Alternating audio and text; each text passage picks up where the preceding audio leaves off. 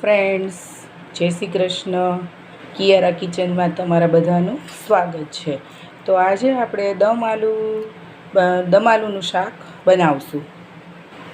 તો પહેલાં આપણે 2 મોટી ચમચી મેં તેલ અહીંયા મૂકી દીધેલું છે. તેલ ગરમ થઈ ગયું છે. તો હવે આપણે એમાં વઘાર તો કરશું ને. તો આપણે 1 ચમચી જેટલું જીરું એમાં એડ કરશું.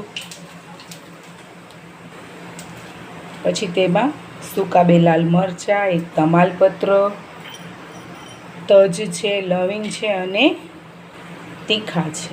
એ 3 વસ્તુ આપણે એમાં એડ કરશું.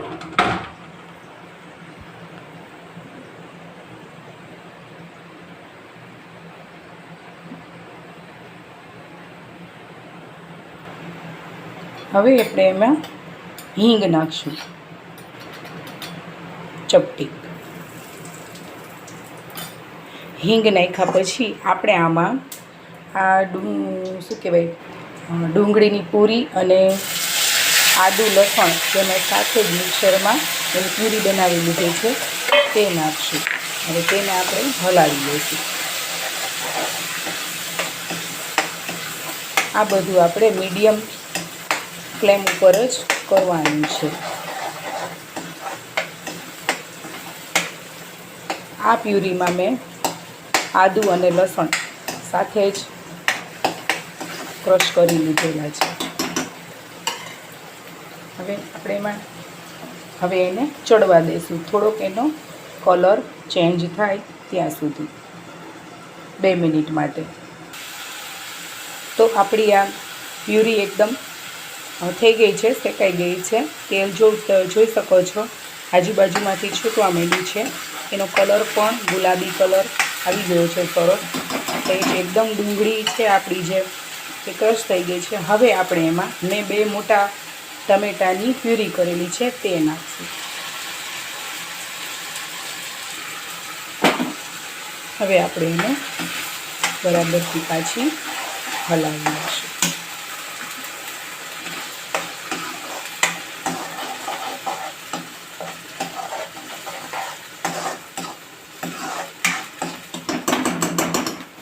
હવે આને પણ આપણે 2 મિનિટ માટે કૂક થવા દઈશું.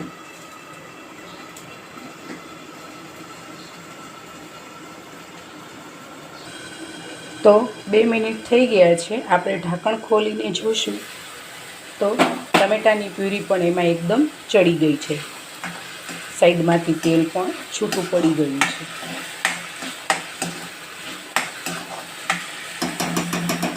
હવે આપણે એમાં મસાલા નાખશું. તો આ છે લાલ મરચું જે શાકમાં નાખીએ તે સાઈડમાં છે તે કાશ્મીરી લાલ મરચું છે જે શાકનો કલર એકદમ લાલ આવશે. ધાણા જીરું પાવડર છે, ગરમ મસાલો છે અને સ્વાદ પ્રમાણે મીઠું છે, હળદર છે. હવે આપણે આ મસાલા બધા એમાં નાખશું. મસાલાને બરાબર હલાવી લઈશું.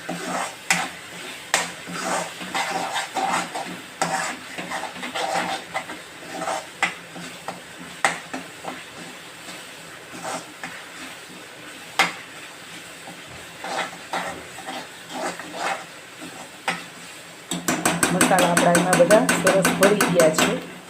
તો હવે આપણે એમાં થોડું પાણી નાખશું.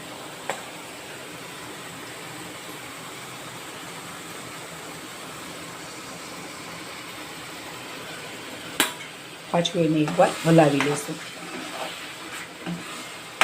તમારે જેવી ગ્રેવી ઘાટી કે ઓછી રાખવી હોય એટલું તમે એમાં પાણી નાખી શકો. કોઈને ઘાટું શાક ભાવતું હોય તો આપણે ઓછું પાણી નાખીએ. થોડુંક આપણે રસાવાળું બનાવવું હોય તો આપણે થોડુંક વધારે પાણી નાખી અને ગ્રેવી છે પાતળી કરી શકીએ. હું હજી પણ થોડુંક પાણી એડ એમાં કરું છું.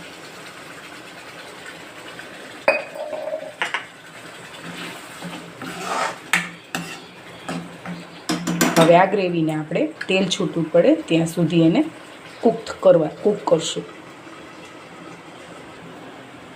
ચાલો તો હવે આપણે ઢાંકણ ખોલશું. આપણું એકદમથી શાક ચડી ગયું છે. તમે જોઈ શકો છો ચારે બાજુથી એકદમ તેલ પણ છૂટું પડી ગયું છે. તો આપણું આ શાક એકદમ રેડી છે. સરસ મજાનો કલર પણ આવ્યો છે. કાશ્મીરી લાલ મરચું નાખ્યું છે તો એકદમથી લાલ લાલ. આ આપણી ગ્રેવી એકદમ તૈયાર થઈ ગઈ છે. તેલ સાઈડમાંથી એકદમ સરસ છૂટી ગયું છે એટલે ગ્રેવી આપણી ચડી ગઈ છે. તો હવે આપણે એમાં મેં જે 500 ગ્રામ જેટલા બટેટા બાફ્યા હતા એ હવે શાકમાં આપણે નાખશું.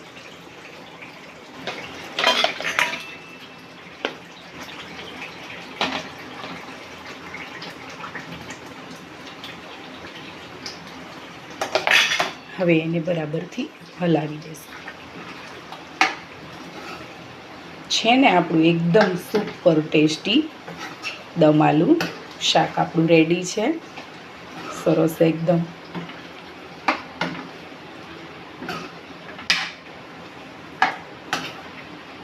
આને તમે પરાઠા, પૂરી, રોટલી આપણે બધા સાથે ખાઈ શકીએ. એટલું સ્વાદમાં સરસ લાગે એકદમ. હવે આપણે એને હજી 2 કે 3 મિનિટ માટે એકદમથી કૂક કરીશું એટલે બટેટા સાથે એનો મસાલો એકદમ ચડી જાય. તો હવે એને પાછું આપણે ઢાંકણ ઢાંકી દઈશું. ચાલો આપણે શાક એકવાર પાછું જોઈ લઈશું.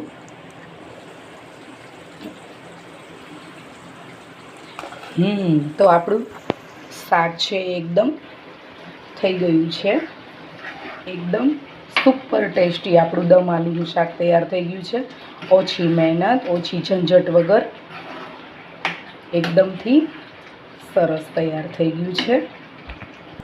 હવે આમાં આપણે હવે ઉપરથી કોથમીર એડ કરશું. એમાં